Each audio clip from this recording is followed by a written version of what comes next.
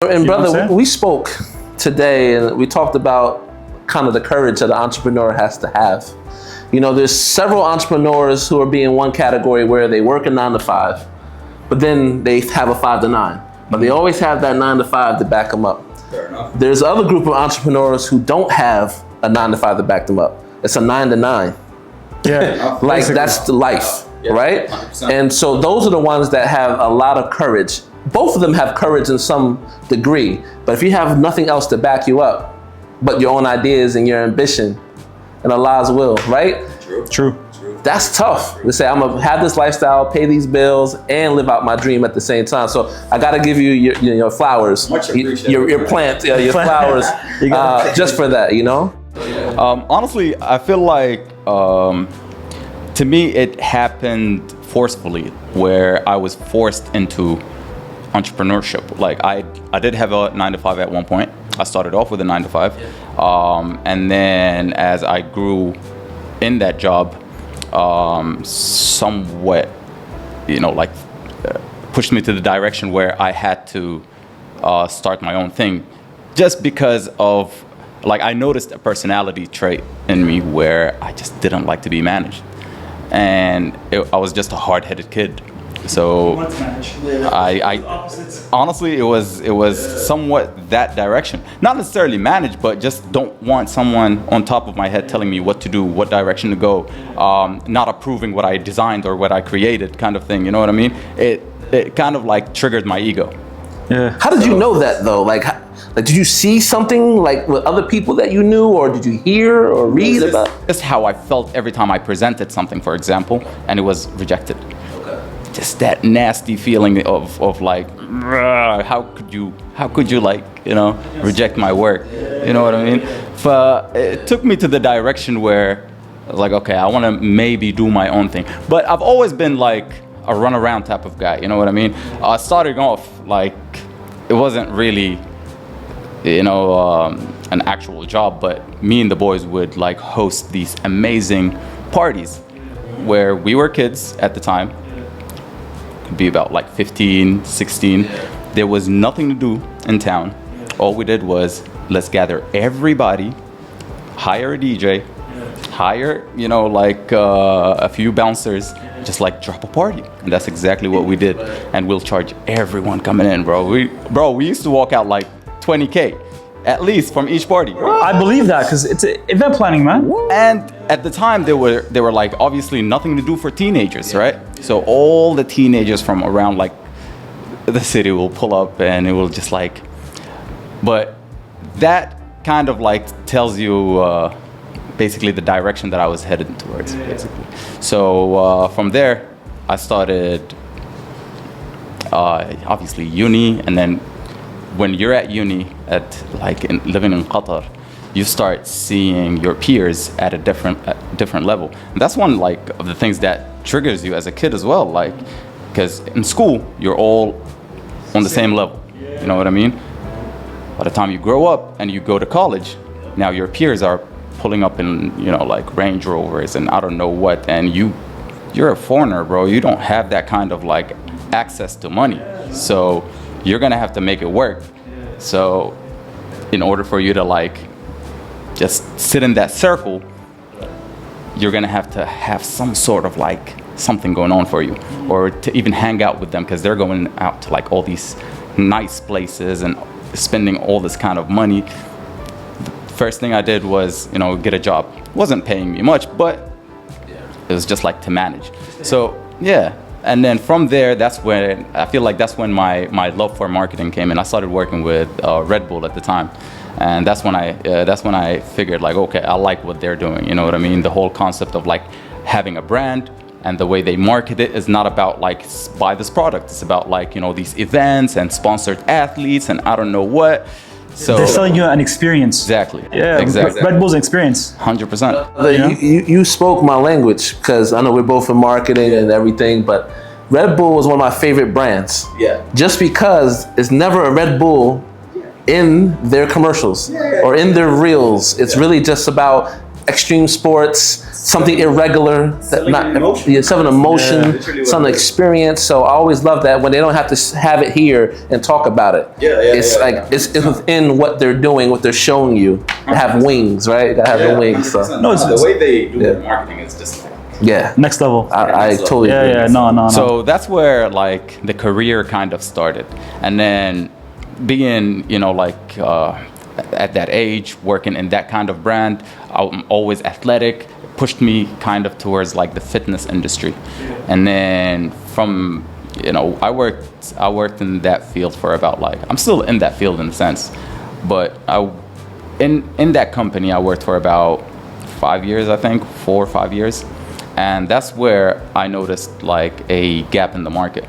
So business is all about solving problems, obviously. So I noticed that there was an issue with nutrition where we trained, right after we finished work, as we worked in the gym. We'll finish work, we'll hit the gym, and then we'll eat like garbage. And obviously being single, you know what I mean, and all of that, no one to cook for you. You're gonna have to like cook for yourself. Not the best idea, because you're just, I'm better now. I can cook, just saying. But back then, it's a life skill, guys. It's a life hack, by the way. It's a life hack. Definitely is, man. Definitely is. So back then it was just like, okay, so I finished my workout. The only thing you could do is like Turkish food. That's like close enough to like healthy food, or pretty much. Eventually, one thing led to another. That's where like the idea started generating, where, okay, how about, we find someone that can cook and deliver everything to the gym. That's when you start putting 1 and 2 together, and eventually this little baby came up. Elements. Yeah. That's when we first met, by the way. That's when we met, man. Remember? Through ball and elements. Yeah. So from there, it just became a whole thing where, as this was being built, actually, when I told you I was forced into entrepreneurship, when this was being built, I actually got fired from my job. They were cutting costs. So, bro, it was meant to be then. It's qadr. I guess. It's qadr of Allah, bro. Alhamdulillah, man, subhanallah. We're gonna actually bring back qadr afterwards. I'm gonna talk about qadr, inshallah. Yeah. Let's do that. So I got fired, and then to me it was just like, I can see it. You know what I mean? Like I can see this happening, but it just like it was never like I never saw it being like, like bringing in crazy numbers, for example.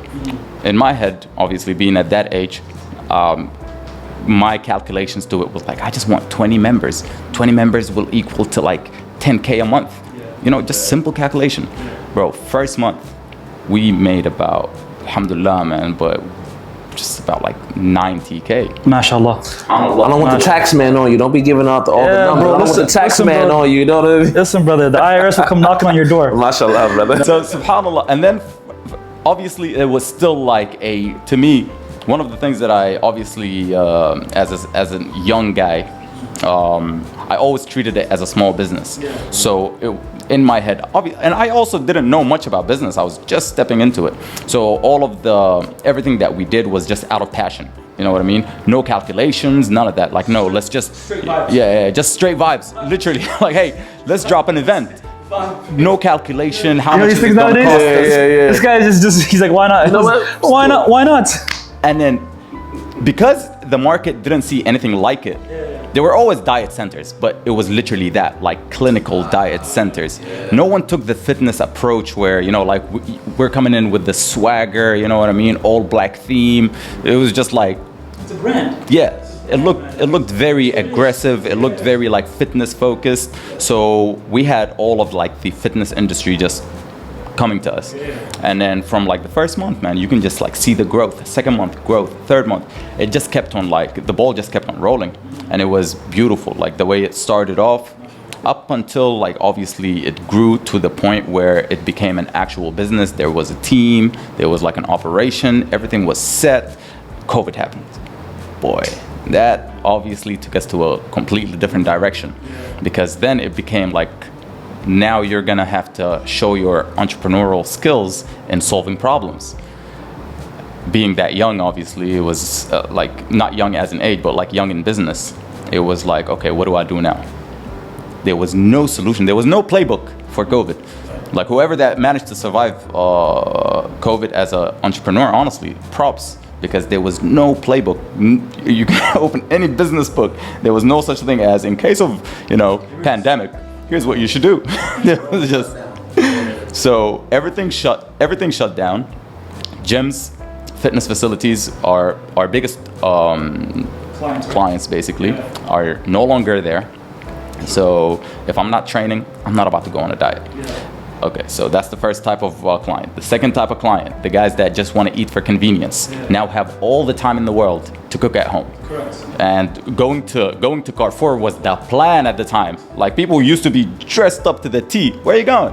Carrefour. What do you mean? Why are you rocking these brand new J's, bro? That's the only thing to do. And then you're gonna go on that trip, on that grocery trip, come back home, cook with the missus, cook with your boys, whatever it is. You know what I mean? That was the thing to do. So no one is about to spend that kind of money. And our kind of service at the time as well was just like, it's a luxury. You know what I mean? You're busy. You're on the go. It's a convenience. You're on the run. It's a convenience. That's what we're selling. Yeah. Like you're selling convenience in this kind of field.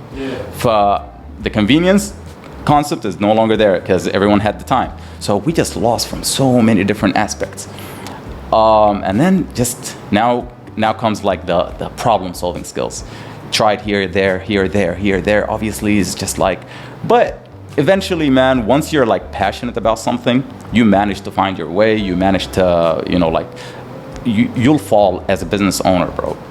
If you manage to get up and like, try again and keep pushing, that's where you succeed.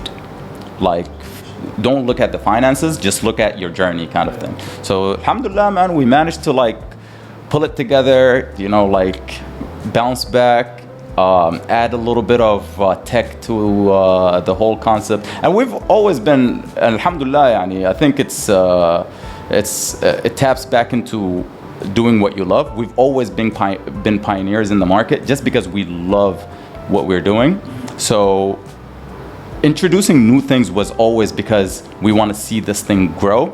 So that kept us always as leaders in the market. So the way the brand looks, the tech that we introduce, every time we do something, it's always like we're the first ones to do it, and then people follow through. So even after COVID, we took a break to introduce tech and create this whole application thing and reintroduce ourselves in the market. People started following through by adding tech into their thing. So it's a lovely journey, man. It's exhausting, but what to do?